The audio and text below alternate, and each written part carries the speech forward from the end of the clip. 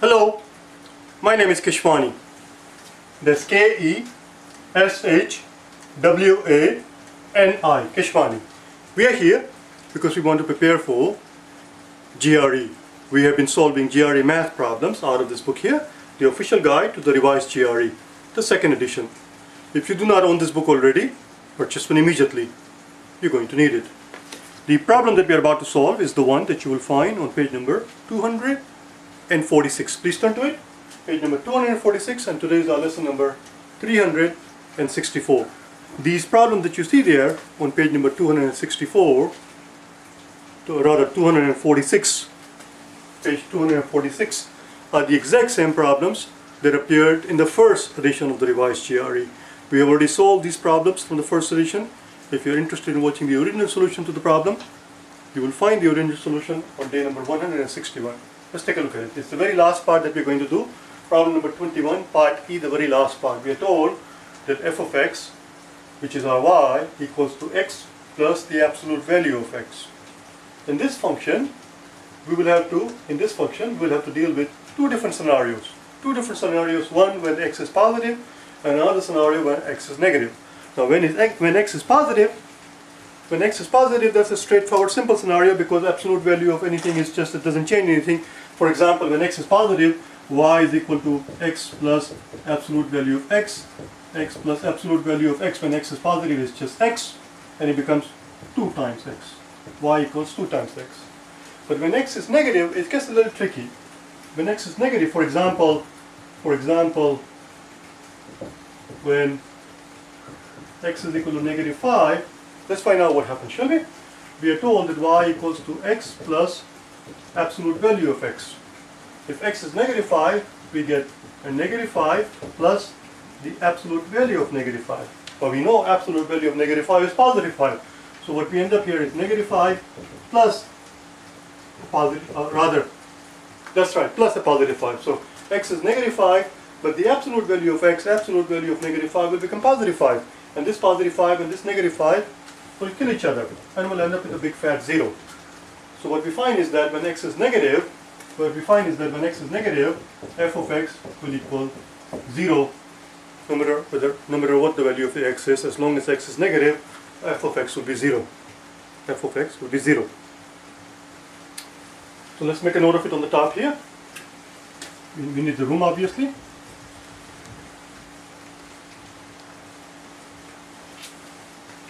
So what we just found here is that the f of x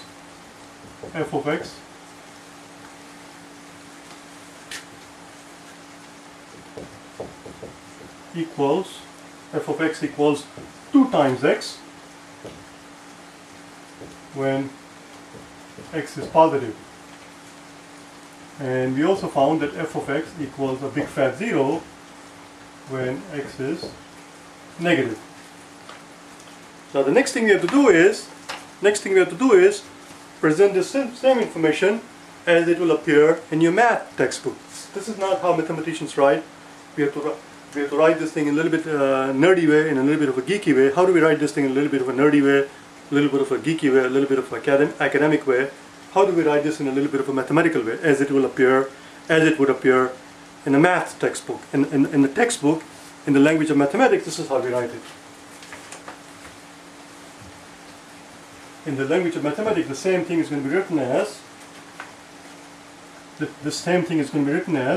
f of x equals, and this is how we write it, equals 2x, and then there is a comma, x, and then equals 0. That's it. We do not put parentheses here. We do not do that. It's just like this. And now let's read it, so we can compare the two, so that we understand how to read it. This says f of x. Listen, f of x equals 2x. F of x equals 2x, and then this comma, and then x is equal to greater than or equal to 0. This whole thing is read as when this is your when x is positive. When x is positive or 0. And similarly, f of x equals 0, when, this comma again would be when x is negative, when x is less than 0. when, this part is when x is less than 0, which is same as x is negative. That's it. Now, let's talk about the domain of this function. Now, if you recall from the last few videos, what does domain mean? What does domain mean? So here, in this case, when x is negative, f of x will equal y, which will equal big cat 0. You remember what domain means? We learned it in the last 2-3 videos. What does domain mean? Domain means the values that x is allowed to take. Values that x is allowed to take.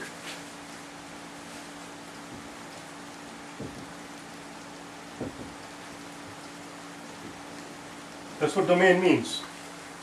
The question here is, are there any limitations here? Are there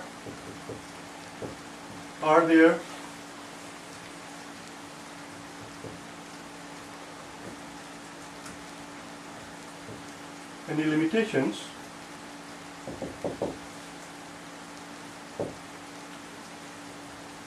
on what values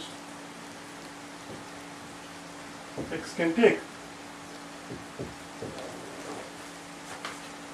We have to figure out now the domain of the function. We have figured out this part. We know that f of x equals 2x when it is x is equal to or greater than 0. We know that f of x equals to 0 when x is negative. Now we're trying to figure out what values is x allowed to take. What values is x allowed to take is the same as saying, what is the domain of this function? What is the domain of this function means, are there any limitations? What are the limitations on the values of x? Are there any limitations on the values that x is allowed to take? In other words, is it okay for x to be 0? Is it okay for x to be positive? Is it okay for x to be negative? Is it okay for x to be fraction? And the answer to all of those questions is yes. Are there any limitations to what values x can take? The answer here is no. There are no limitations. There are no limitations. Now, how do we write this thing in the language of mathematics? How do we write this thing in language of mathematics? Let's find out.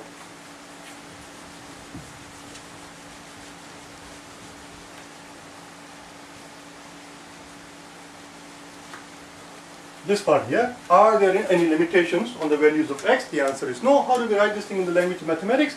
In the language of mathematics, we say the domain of this function, is set of all real numbers. That's it. When you say that the domain of this function is a set of all real numbers, that is same as saying there are no limitations on what values x can or cannot take. In other words, when we say that the domain of a given function, is a set of all real numbers, what we are saying in English language is, x can be whatever the hell it wants to be. It can be whatever the hell it wants to be. It can be positive, it can be negative, it can be 0, it can be fractions, it could be anything at all. There are no limitations on x. Let's carry on now. The last thing that is left here is to plot this function.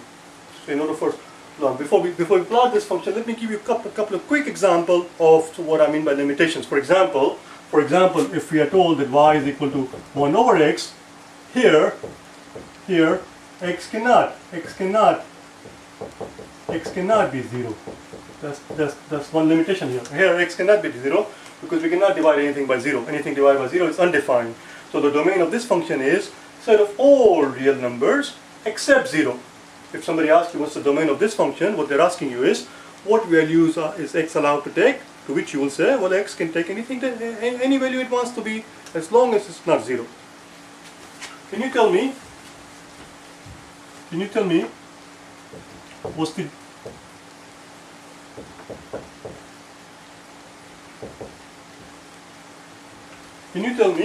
what is the domain of this function? The function is p is equal to 17 over q plus 3. What's the domain of this function? When we say what's the domain of this function, what we're asking is what value is q allowed to take? To which the answer is here, q can be anything it wants to be as long as it is not negative 3. Because if q happens to be negative 3, the negative 3 plus a 3 will become 0. We can't have a 0 at the bottom. So here, the domain of this function would be, set of all real numbers except x equals to, except, we do not have x here, we have q, except q is equal to negative 3. Now this, I'm talking about this part, this is no longer, it no longer belongs to this part. We finish this part, the function that is given to us, the domain of that function is all real numbers. There are no limitations. We're talking about domain of this function now. The domain of this function is set of all real number except q is equal to negative 3, because if q happens to be negative 3, we'll end up with a big fat 0 at the bottom. Let's do one last one before we actually worry about the graphing the function that is given to us. Let's talk about one more. How about this one? A equals square root of b plus 7. Can you tell me very quickly what's the domain of this function? Well, we know we cannot take a square root of a negative number. We cannot take square root of a negative number, because square root of a negative number is not a real number, it's an imaginary number. And imaginary numbers, what are known as complex numbers, do not exist on the GRE. And if you don't know what I'm talking about, don't even worry about it, because they do not appear on the GRE. Okay, so I shouldn't have mentioned it. Don't worry about it. We cannot take a square root of a negative number. That's all we have to understand. Question is, when does this quantity become negative? B plus 7, when is that quantity going to become negative? This quantity is going to become negative if b happens to be less than 7. For example, if b happens to be negative 8 plus a 7 will end up with a negative 1, and we cannot take a square root of a negative 1. So what's the domain of this function? The domain of this function is, in other words, what values is b allowed to take? What values is b allowed to take? What values is b allowed to take? To which the answer is b can take any value at all as long as it is more than negative 7. It cannot be less than negative 7. We just saw it. If it happens to be less than negative 7, we'll end up with a negative quantity in the square root sign. We can't have a negative quantity in the square root sign. B can take any value at all as long as it is more than negative 7. How do we write this in the language of mathematics? In the language of mathematics, we say the domain here is a set of all real numbers as long as b is greater than or equal to negative 7. There you go. Now, for a mathematician, this is too verbose. For a mathematician, this is a bit too verbose. In the language of mathematics, this is how we write it. We say domain here is, domain would be b greater than or equal to negative 7. That's all we write. We don't write all this mumbo jumbo, we don't write all of this thing. This is how you will find in the textbook. It says domain here is b greater than or equal to negative 7, which is same as saying b can be anything that it wants to be. B can be anything it wants to be as long as it's more than negative 7. Do you understand? In our function, the function that was given to us is this function, y is equal to x plus absolute value of x. Here there are no limitations on x. X can be 0, it doesn't matter. X can be negative, it doesn't matter. X can be positive, x can be fraction, it makes no difference. It makes no difference. So here, domain is a set of all real numbers. That's it. There are no conditions. Set of all real numbers. That's it. There are no conditions, there are no streaks, there are no limitations. Let's draw this function. Let's plot this function.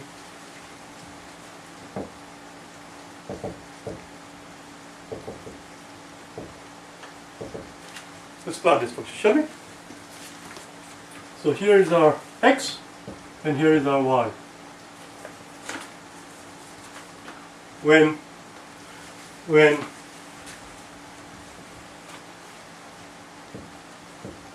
x is 0, absolute value of 0 is 0, y is going to be 0.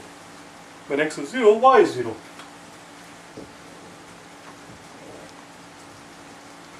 When x is 1, will have 1 plus absolute value of 1, which is 1, so 1 plus 1 is 2, which is what we found. We found that if x is positive, we found that if x is positive, f of x is equal to 2x if x is positive. We found that a little while ago. See? 2 times x. If x is 1, y is going to be 2. If x is 2, y is going to be 2 plus absolute value of 2, which is 4. You see, 2 times 2. It's going to be 4. When x is 3, y is going to be 6. Just plot them here. 1, 2, 3. 1, 2, 3, 4, 5, 6. When x is 1, y is 2. When x is 2, y is 4. When x is 3, y is 6.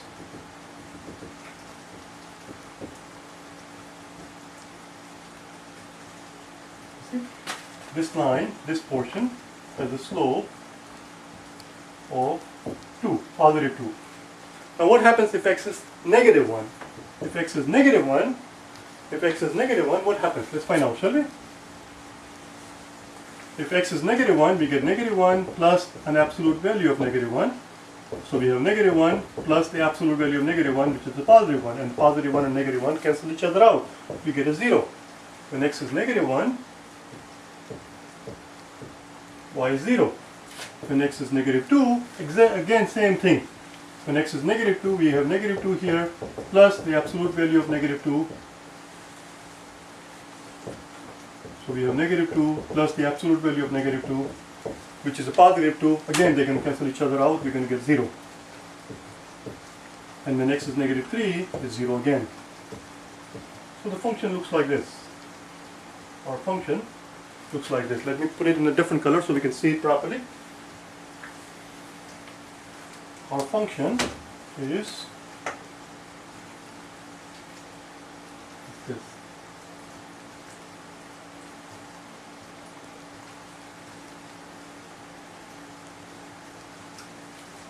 Now as you can see, it is made up of 2 parts. This function is made up of 2 parts. This part here has a slope of 2. This part here has a slope of 0 because it's just sitting horizontally. It has a slope of 0. Okay? Whenever you have a function which is made up of different pieces, where you have an abrupt change in the slope, you see right here is an abrupt change in the slope. This part has a slope of 0. This part has a slope of 2. There is a change in slope. It's made up of 2 parts, and that's why it is called piecewise function. This function is called piecewise function. This is the piecewise function in its simplest form because it only has 2 pieces. Like you can have a piecewise function with 200 pieces in it. It's just going to be more complex, that's all. This is piecewise function. The last thing that is left for us to do is to talk about the intercepts. So let's take care of that.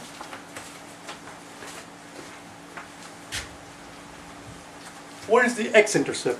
What is the x-intercept of this function? What does x-intercept mean? X-intercept means, where does this function cut the x-axis? Well, it cuts the x-axis at one of these points. This function has infinite number of x-intercepts. As long as x is less than or equal to 0, that's your x-intercept. And there are infinite possibilities. Starting from x is equal to 0 and negative, x is less than or equal to 0, these are all x-intercept. It cuts the x-axis at infinite numbers. What is the y-intercept? The y-intercept is where the graph cuts the y-axis. And where does the graph cut the y-axis? There's our y-axis here. There's our x-axis. Where does the graph cuts the y-axis? It cuts the y-axis right here. Y-intercept here is simply the origin, 0, 0. Now the very last thing that I want to talk about is how you will find it in the book. In the book, of course, you're going to find everything in a very technical terms, in a very geeky terms, in a very academic terms, In the book, here we say, listen very carefully, here we are saying that the x-intercept of this function is x less than or equal to 0. In the book they say, this part here, in the book they will say x-intercept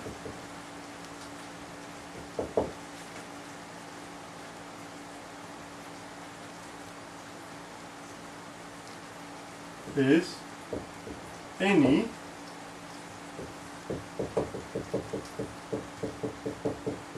non-positive number. Now we're getting very geeky now, we're getting very technical, we're getting very nerdy right now. My question is, why the hell do they say non-positive number? Why don't they just say negative number? Why say it in such an awkward way? They're saying that the x-intercept is any non-positive numbers. Well, non-positive numbers, why don't you just say negative numbers? What's the difference? But the difference between simply saying negative numbers and saying the non-positive number is that if you were to say negative numbers, we will leave out 0. Non-positive number means that it includes 0. It includes 0. This is the geeky way of saying. This is the geeky way of saying that that the value can be any negative number or a 0. Instead of saying any negative number or a 0, they just say non-positive number, because 0 is non-positive, 0 is not a positive number. A non-negative number would be 0 and any positive number. You understand? Because any positive number is non-negative and 0 is non-negative because 0 is not negative. So non-negative means you have all the positive numbers and 0. Non-negative number means, non-positive number means you have all the negative number and the 0. That's it. We're getting too technical here, as I said. We are done. I will see you tomorrow, okay? Bye now.